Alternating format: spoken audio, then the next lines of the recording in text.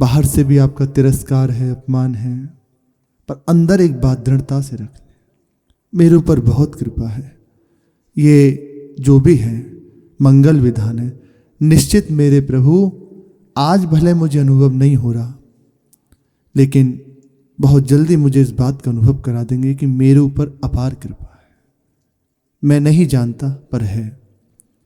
श्री श्यामा श्याम के नित्य विहार की चर्चा, वह रुचना, उसमें हमारा अधिकार हो गया अहेतु की कृपा से। श्री लाडली लाल हमारे हैं, ये बात अंदर आने लगी। ये बहुत बड़ी कृपा है, बहुत बड़ी बात है। जो कयो हरिवंश रस बिरलो समझनहार, एक दोई जो पाइए खोजी सब संसार। अब अपने को देखिए क्या प्राप्त हो रहा है। आचार्यों की वाणी है, एक दो ही जो पाइए, उन्हीं एक दो की गिनती में हम हैं। श्री जी जाने कैसे रीझ गए और ये अपने बसंत उत्सव में सम्मिलित कर लिया। भाई जी महाराज की एक बात आपको सुनाते हैं, बहुत अद्भुत बात है। भाई जी ने कहा है कि देखो, आपको बिल्कुल अनुभव नहीं हो रहा, ये बहुत पक्की बात है। आपकी उपासना को बहुत जल्दी सिद्धावस्था प्राप्त हो जाएगी, परिपक्वता प्राप्त हो जाएगी। उसके लिए है, अगर ये बातों को मान लिया जाए तो बार बार ये निश्चय करो, मुझ पर सर्वशक्तिमान भगवान की, श्री श्यामा श्याम की अनंत कृपा है। वे कृपा करके मुझे अपने चरणों में घसीट रहे हैं, और ऐसा ही है, हमें घसीटा जा रहा है। बार बार हम पकड़ते हैं कुछ ना कुछ, लेकिन फिर प्रभु छुटाते हैं, चलो मेरी ओर दौड़ो। बार बार ऐसा ही है, बिल्कुल ऐसा ही है। उनकी कृपा शक्ति से देखो, मेरे सारे विघ्न बाधा नष्ट हो गए हैं और हुए जा रहे हैं। वास्तविक बात है, पहले जितने आप अपने हृदय को देखो फंसा हुआ था, जानते नहीं क्या परमार्थ होता है, क्या मार्ग है, लेकिन आज कुछ किरण तो दिखाई देने लगी ना। हाँ, सूर्य उदय होने वाला है। जैसे सूर्य उदय होने से पहले उसका अनुभव होने लगता है ना कि अब थोड़ी देर में सूर्य उदय हो जाएगा, ऐसे ही समस्त ये रात्रि रूपी अंधकार नष्ट हो जा रहा है और दिव्य प्रभु का प्रकाश रूपी सूर्य मेरे जीवन में उदय हो रहा है। मेरी सारी विघ्न बाधा नष्ट हो रही है। मैं प्रतिक्षण प्रभु की ओर बढ़ रहा हूं, ऐसा दृढ़ विश्वास अंदर रहे।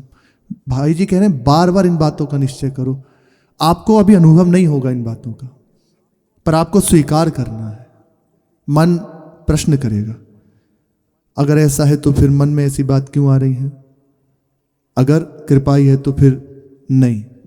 आप इस बात को स्वीकार करो, तत्काल देखना एक शांति, एक सहजता, एक आनंदमय वृत्ति, ये प्रभु का स्वरूप है।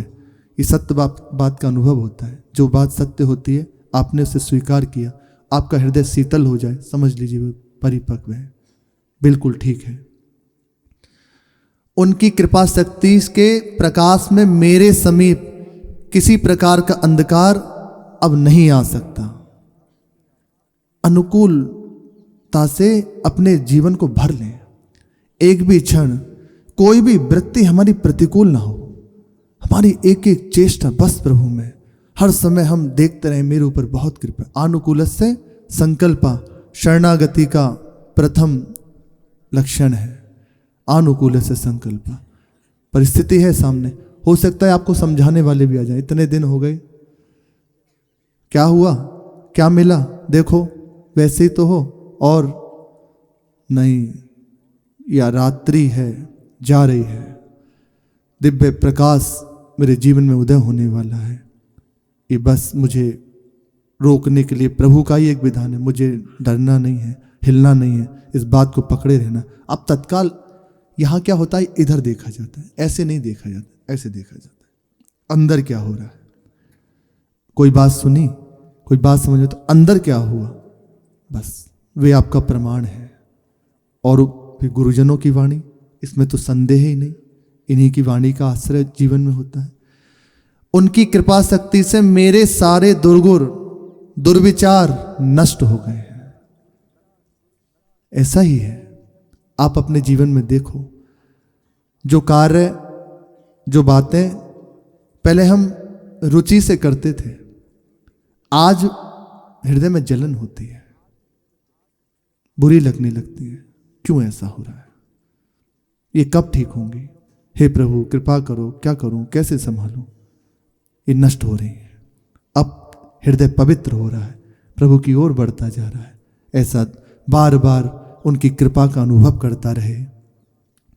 उनकी कृपा शक्ति से मेरी वृत्ति संसार से हटकर उन्हीं में रमने लगी है। अब हृदय में आती है, कैसे सतत स्मरण हो।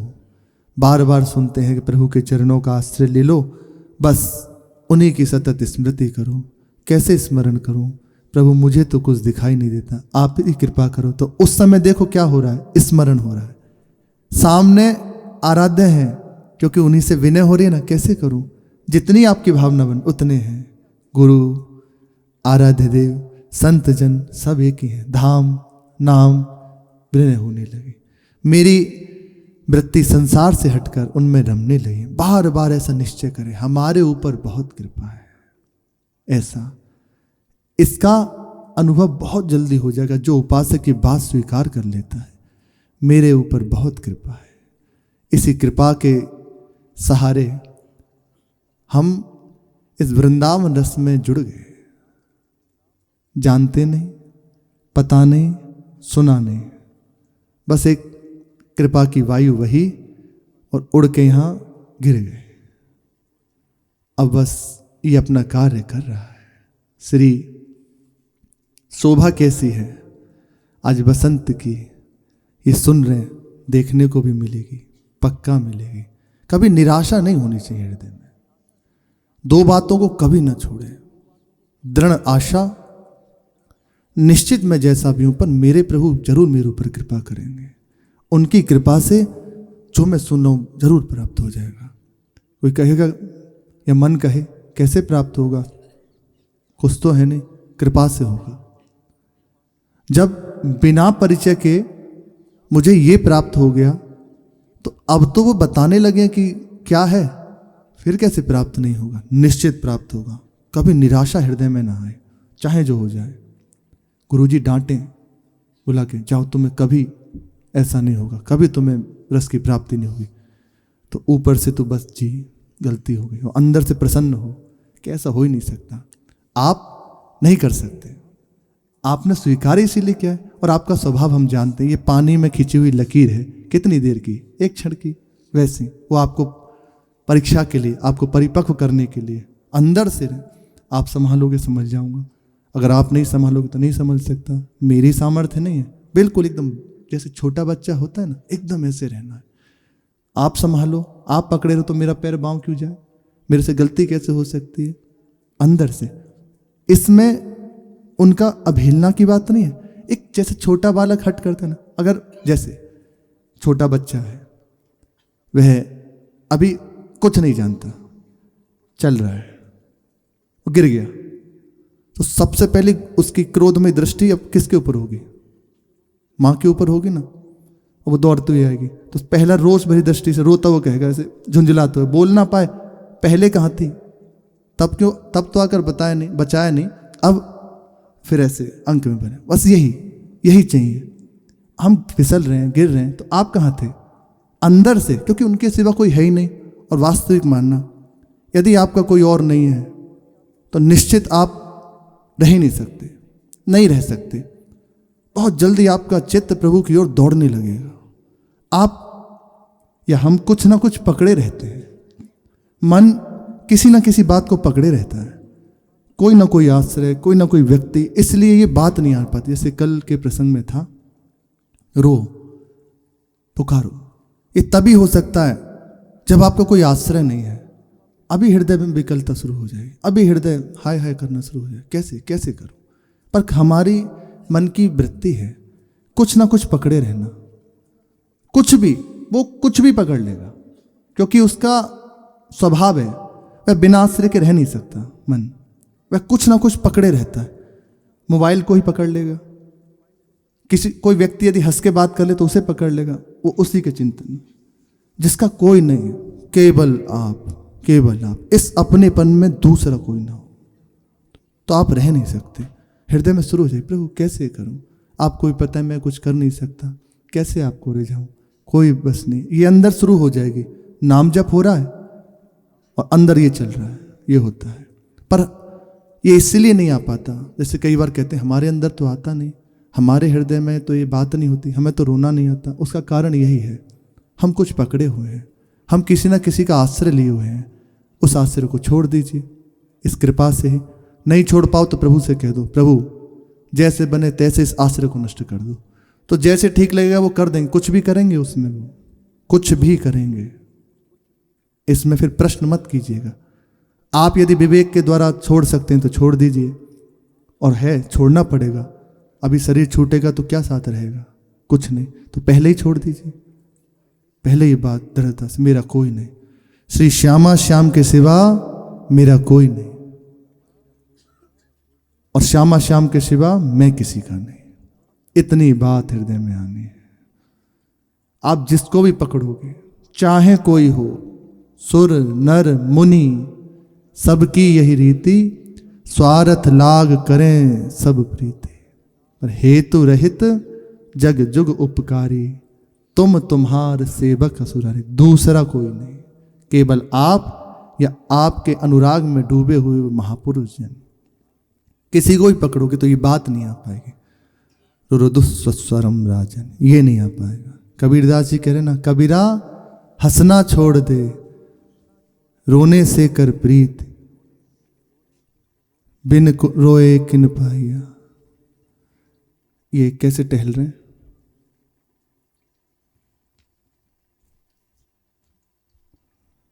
राधा, बिन रोए किन पाइया वे प्रेम प्यारा मीत। बिना रोए नहीं पाया जाता। जब उनके सिवा कोई और है नहीं तो रोए बिना रह नहीं सकते। निश्चित मानना, बात पकड़े रहना, ऐसे ही विघ्न आता है जीवन में, ऐसे उड़ा के ले जाता है। बस हमें हिलना नहीं है। फिर से कह रहे हैं, हमारे ऊपर बहुत कृपा है। जैसे आप एकाग्रता पूर्वक नाम जप करें तो कोई ना कोई बात फेंकता रहेगा। ऐसे ही है ये, बाहर की जैसे रोड चल रही है ना, ऐसे ही कोई बात आई फिर चित्त चले, नहीं, तू करता रहे अपना काम, मुझे अपना काम करना है। श्री रसखान जी कह रहे हैं, आज की शोभा देखकर कैसा बसंत फूल रहा है। अति लाल गुलालहु फूलते फूल, अली अली कुंतल राजत हैं। अति लाल गुलालहु फूलते फूल, अली अली कुंतल राजत हैं। इन वाणियों का प्रभाव है, अपना इनका प्रभाव है। ये बलात् चित्त को घसीट लेंगे केवल श्रवण मात्र से। गावत श्रवणन सुनत सुखाकर, विश्व दुरित दवनी। जैसे हित हरिवंश यथामति वर्णत, कृष्ण रसामृत सार श्रृंगार रस। तो श्रवण सुनत, केवल श्रवण सुनत प्रापक रति राधा, पद अंबुज सुकुमार। ये वाणियां जान नहीं पाएंगे बिना प्रयास के, बिना कुछ के। श्री लाडली जी के चरणों की प्रीति प्रदान कर देंगे। हृदय में आ जाएगी मेरी महारानी श्री राधा रानी। इनका प्रभाव है, ना भी समझ में आए ना, सुन रहे ना, इनका अपना प्रभाव है। अति लाल गुलालहु फूलते फूल, अली अली कुंतल राजत हैं। मुक्ता के कदम्ब के अम्ब के मोर, सुने सुर को किल लाजत है। ऐसी वाणी है कि बोलने से कोकिलाएं मौन धारण कर लेती हैं, वे भी सकुचा जाती हैं। इतनी सुंदर वाणी। मखतोल समान के गुंज छरानन, किंसुक की छवि साजत है। यह आपन प्यारी जू की रस खानी। श्री जी के लिए वर्णन है। यह आपन प्यारी जू, ये अपनी जो किशोरी जू है ना, उनकी छवि कैसी है? यह आपन प्यारी जू की रस खानी, बसंत सी आज विराजत है। ऐसा लगता है मानो फूली हुई बसंत विराजमान है श्री जी को देखकर। और यहाँ परस्पर फूलन ही है। श्री जी को देखकर लालजू, लालजू को देखकर प्रियाजू, प्रियालाल को देखकर सहचरियाँ, सहचरियाँ प्रियालाल को देखकर वृंदावन, और वृंदावन को देखकर रसिक जन, रसिकों को देख के उनके आश्रित जन। यहाँ फूलन ही है बस। नित्य वसंत, नवीन वसंत, हृदय वसंत, बस जुड़े रहना। परिस्थिति कुछ भी आ जाए, हमें प्रभु से दूर नहीं होना। आप बताओ, घर में लड़ाई झगड़ा हो जाए तो आप छोड़ के चले जाते हो क्या? संबंध तोड़ देते हो क्या? ऐसे हमारे प्रभु के सिवा कोई नहीं। अब जो भी कोई कुछ करे, हम प्रभु से दूर थोड़ी हो सकते, नहीं होंगे। प्रभु स्वयं आकर चाहे जो करें, हम प्रभु से दूर नहीं हो सकते। और इसकी पुष्टता महापुरुषों के सानिध्य से, बिना संतों के संग से नहीं होती। जहाँ महापुरुषों का संग हुआ, उनकी कृपा दृष्टि हुई, तो ये अभंग रंग हृदय में चढ़ने लगता है। प्रसंग चल रहा है, श्री मीरा जी अपने माधवी रूप को देख रही हैं। ललिता जो उन्हें लीलाओं का दर्शन करा रही हैं, तो वे देख रही हैं कि ब्रज में इंद्र का कोप हुआ, चारों ओर हाहाकार मचा। एक ही बात बस सबके हृदय में, बचाओ ब्रजराज बचाओ। सबके जब करुण पुकार से प्रभु को पुकारा, तो सबके शरणों में एक मधुर वाणी सुनाई दी कि गिरिराज जी की तलहटी में चलो, वही हमारी रक्षा करेंगे। प्रत्येक ब्रजवासी को सुनाई दी बात, वह जो भी हो, यहाँ के खग मृग पशु पक्षी सबको यही बात सुनाई दी। सब जो जहां था वहां से अनुमान करता हो, क्योंकि धुंध तूफान है, प्रलयंकारी मेघों को आदेश कर दिया कि ब्रज को खोद कर बहा दो। इतनी मूर्खता यही है, पर अच्छा ही है। इससे प्रभु प्रसन्न नहीं हुए, क्योंकि सारे ब्रजवासी एक जगह इकट्ठे हो गए ना, तो प्रभु गुस्सा नहीं हुए, इंद्र से प्रसन्न नहीं हुए कि तुम्हारी वजह से हमारे भक्तजन हमारे समीप आ गए। खोद के बाद भयंकर तूफान में जिसका जहां जैसे अनुमान था पहुंचा गिरिराज जी की तलहटी में। वहां पहुंच के सबके हृदय में थोड़ा सा ढांढस बंधा। अभी यहाँ सब जो एक लज्जा से अपने आप को बचाई हुई थी ना, कि दृष्टि ना पड़ जाए, सब भूल गए, क्योंकि मृत्यु अवस्था है, कब प्राण छूट जाए, बस भागो, कैसे भी प्राण बचाओ।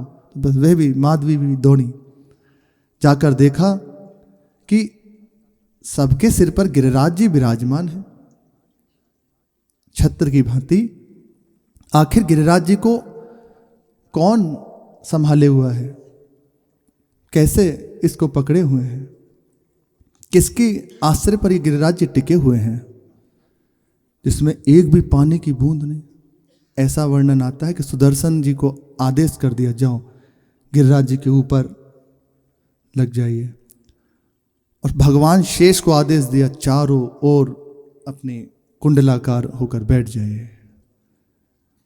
एक भी बूंद ऊपर से, वो ऊपर ही ऊपर भस्म हो जाता है, प्रचंड अग्नि। और कहीं कुछ ऐसा गिरे तो इतनी मोटी मैड़ है भगवान शेष की, वे तो अनंत है, तो एक बूंद अंदर ना आ पाए जल।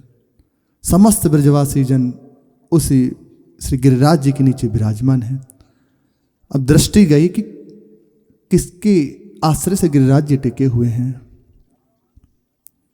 तो ऐसे पहले संपूर्ण और दृष्टि घूमी कि कहीं चारों ओर कुछ है क्या, फिर कहीं कुछ नहीं, तो बीच में दिखाई कनिष्ठा है। उसके सहारे किसकी है? सुंदर कर कमल। अभी माधवी जी देख, सबने देखा, विशेष रूप से माधवी जी देख रहे हैं। आज तक देखा नहीं श्री ठाकुर जी को, मैया की शिक्षा ऐसी, आज तक नहीं देखा। वैसे ना देखो तो अच्छा ही है, सच्ची, दुख के सिवा कुछ नहीं मिलेगा। ये अपना लेंगे फिर हृदय तड़पता रहे, पर बिना देखे रह नहीं सकते। यही लाभ है। एक बार यदि दृष्टि पड़ जाए तो फिर तो जी नहीं सकता, जलमीन की सी गति हो जाती है। पर इन्हीं को देखने के लिए नेत्र हैं। अगर इन्हें नहीं देखा तो क्या, ऐसा कहा जाता है कि यदि इन नेत्रों से प्रभु को नहीं निहारा तो मोर पंख होता है, उसके अंदर नेत्र बना रहता है, वही है तुम्हारे नेत्र। यदि इन नेत्रों से आप लाडली लाल को नहीं निहारे तो दृष्टि उतरने लगी। सुंदर शोभा, कर कमल ही इतना सुंदर है, क्षण मात्र यदि एक भी यदि ऐसे रोम का भी यदि प्रभु का दर्शन हो जाए ना तो परमासक्त हो जाता है चित्त। अब और बड़ी आसक्ति, इतना सुंदर कर कमल, इतनी सुंदर कनिष्ठा, उतरने लगा।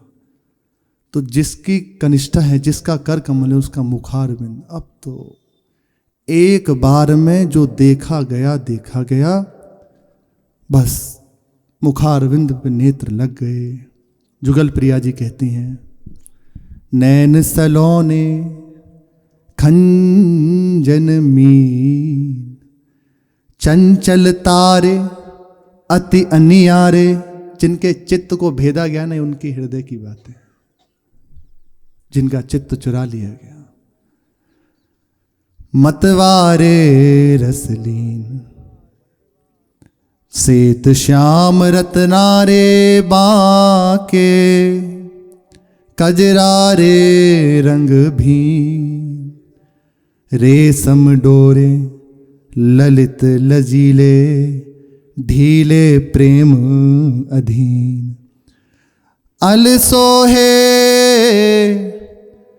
तेरे सोहे,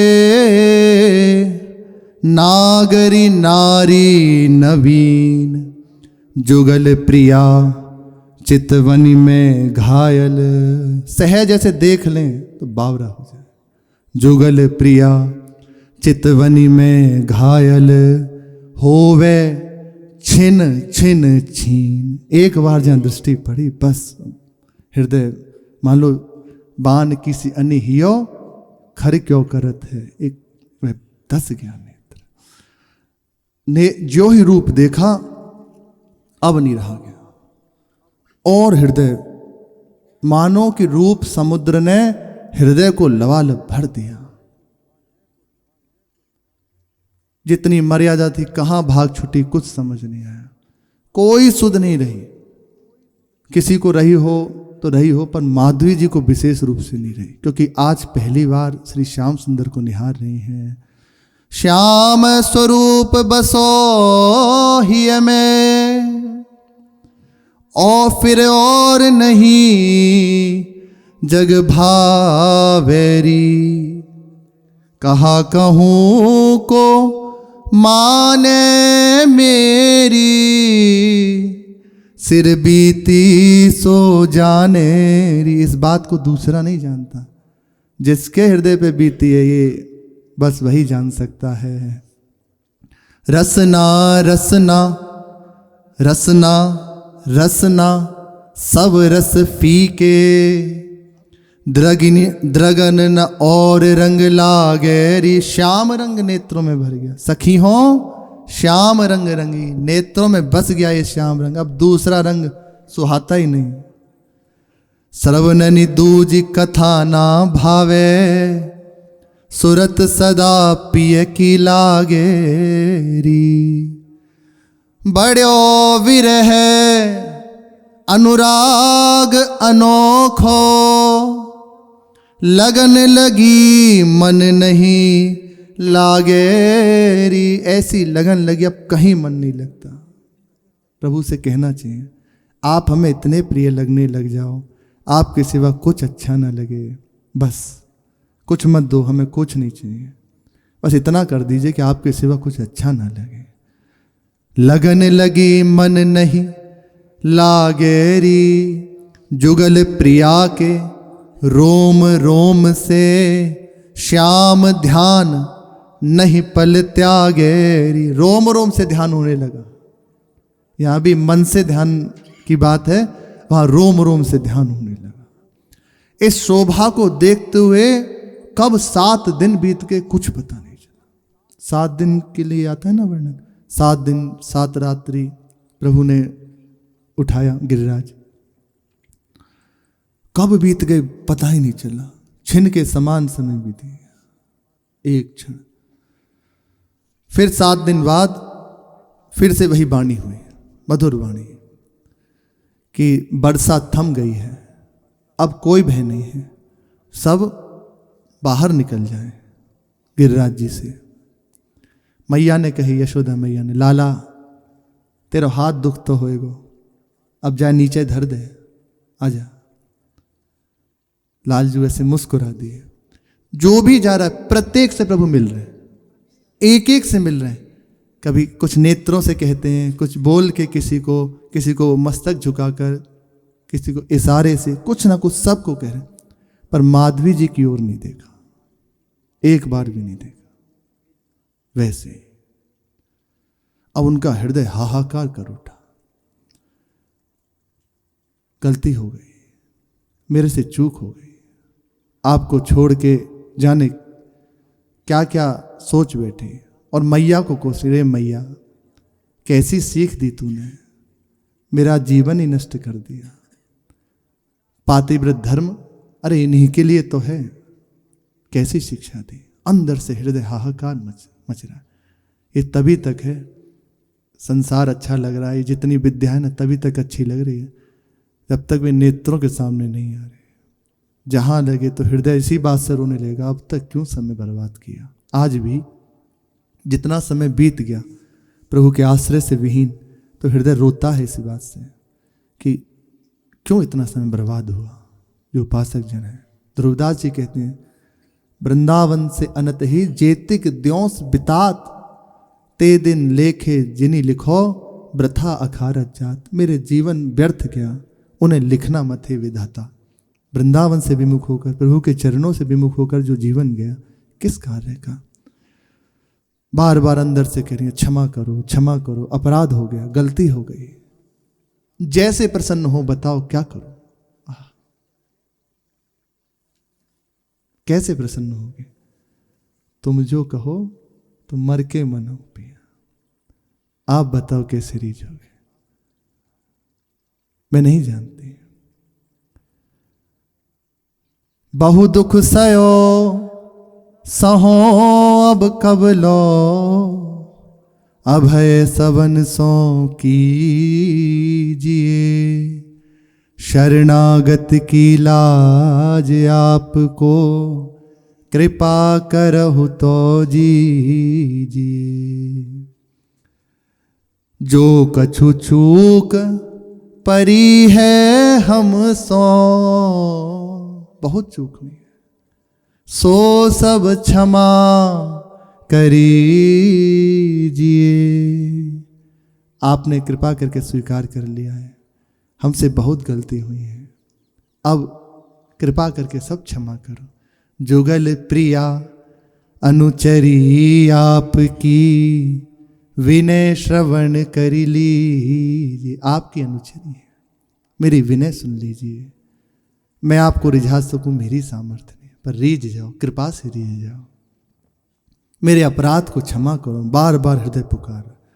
अब आई बात, अब अंदर से सुनाई दिया, गलती मान ली है ना, ठीक। कानों में सुधा सिंचन हो रहा है, प्रभु की वाणी अमृतमयी है, हृदय जल रहा है, वो शीतल हो रहा है उनकी वाणी से। दर्शन होंगे पर लीला में सम्मिलित नहीं हो पाओगी।